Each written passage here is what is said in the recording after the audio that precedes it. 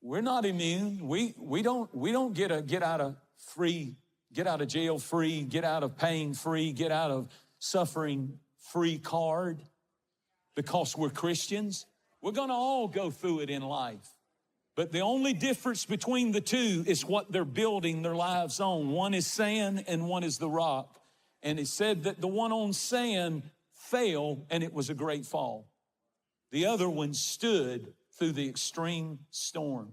When you walk into a room like this in any of our campuses or any home, you seldom think of structure. You seldom think of foundation. It really doesn't matter to you. You don't care about what's up under the cement, the rebar, I'm not a builder, obviously, but you don't think about all that stuff. Even this building, there's steel and stuff and all kinds of things that you can't see. It's the structure of the building that makes it stand. The amazing thing about storm shelters, extreme storm shelters, is when they're giving the way that they have to be constructed, they're told not to use air nail guns. I thought that was interesting, that when you're building a hurricane shelter, a shelter that must absolutely guarantee that it's going to be there, it'll be there through terrible storms and hell force winds. There's nothing wrong with an air nail gun, a nail gun. There's nothing wrong with it. Pop, pop, pop, pop, pop, pop, pop, and it's up quick. I think it's a brilliant invention. And that's good if you want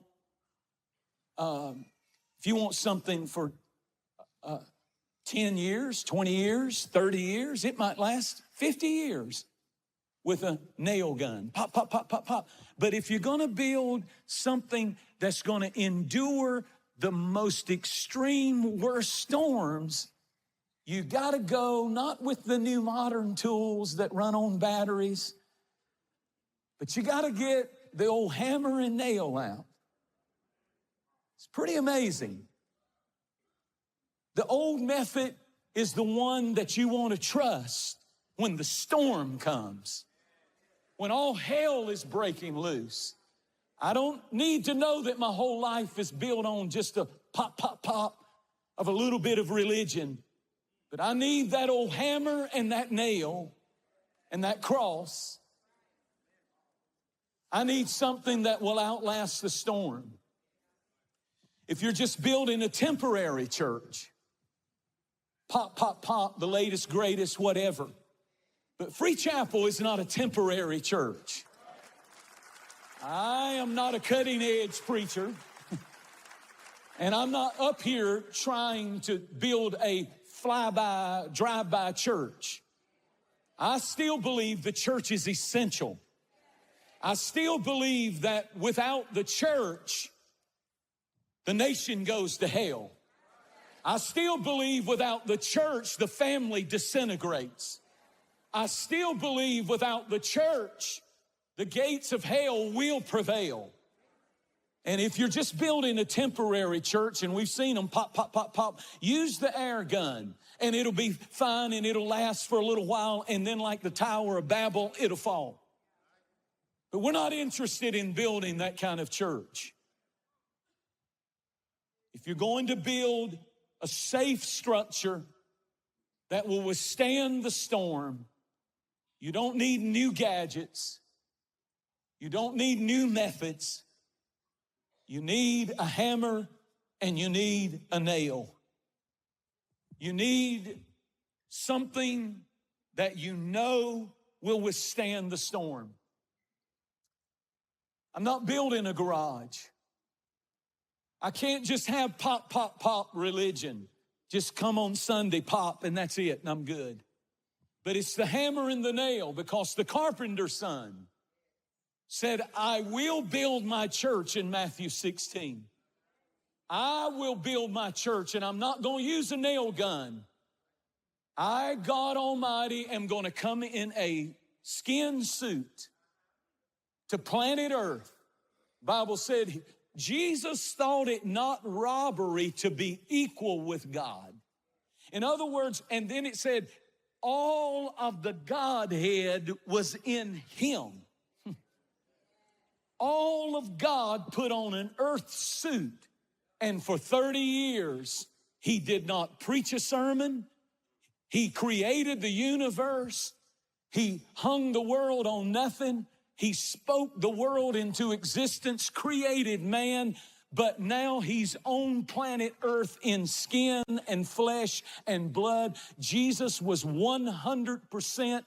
The flesh part of Jesus was 100% man. The spirit part was 100% God.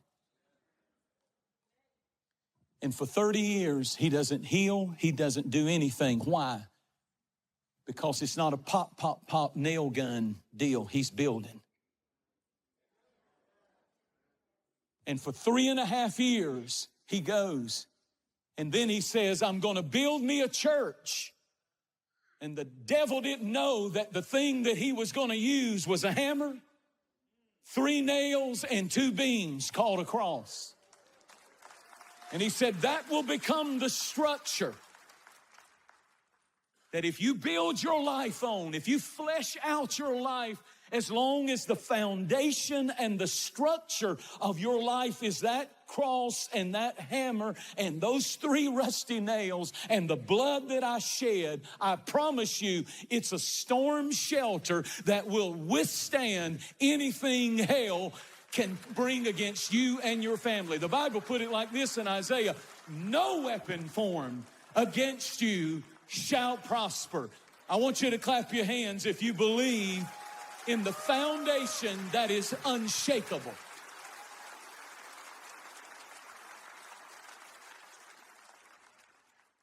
I want to hear today the words of Jesus.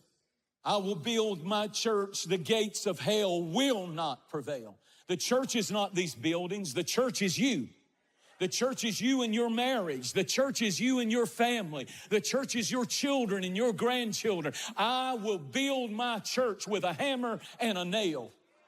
The hammer and nails sometimes you miss, and it's bloody and it's hurtful and it's painful and you're suffering and you're going through long days and long nights and it's just exhausting. But when God doesn't give you the quick pop nail gun answer, know that he's building a structure in your family for generations. This isn't a quick throw up garage. This is a generational blessing. And every time you open up this book, you're using the hammer and the nail. And every time you come to church, it's not just a pop, but this is what we do. This is who we are. This is what family is supposed to do, is bring your family and worship. You are building an eternal house.